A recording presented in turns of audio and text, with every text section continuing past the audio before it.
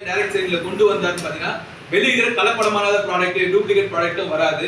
Plus வந்து இந்த இடைத்தரகர்கள் எதற்கு, பிளஸ் வந்து விளம்பரம் அட்வர்டைஸ்மெண்ட் பாத்தீங்கன்னா அட்வர்டைஸ்மெண்ட் இவ்வளவு செலவு பண்றது எதற்கு, அந்த காசை வந்து நீங்க வாங்கும் போதே இப்போ நீங்க அதனால ஒரு ப்ராடக்ட் ஐடி போட்டு வாங்கினாலே எம்ஆர்பி இருந்து மேக்ஸிமம் ஒரு 20% டிஸ்கவுண்ட் 15 to 20% டிஸ்கவுண்ட் வரும். ஒரு ப்ராடக்டான மார்ஜின் டிஃபரெண்ட் வரும்.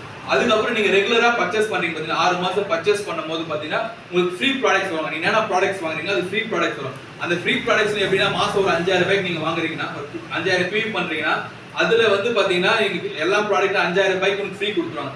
அதுல நீங்க காமா ஒரிஜினல் மாசம் எத்தனை வாங்கிருக்கீங்க அந்த மாசத்துக்கு அதுக்கான ஃபீ காமா ஒரிஜினல் வாங்கிக்கலாம். இதுல டபுள் டமாகா.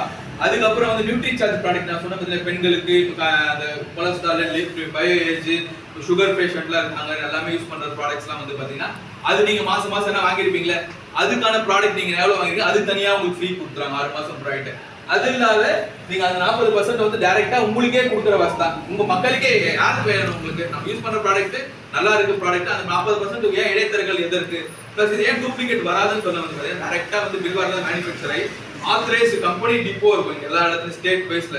இங்க சென்னையில 2 டிப்போ இருக்கும். அந்த மாதிரி டிப்போல இருந்து இது ஆத்தரைஸ் கம்பெனில இந்த மாதிரி பிவிஸ்ல இந்தியா ஃபுல்லா இருக்கும். அங்க வந்து நம்ம வந்து வாங்கிக்கிற வாசி எந்த இதுவுமே இல்லாத வாசி 100% டூப்ளிகேட் வரதுக்கு வாய்ப்பே இல்லை. டைரக்டான வரது வாசி தான் டைரக்ட் செல்லிங் மார்க்கெட்டை சூஸ் பண்ணுது கம்பெனி.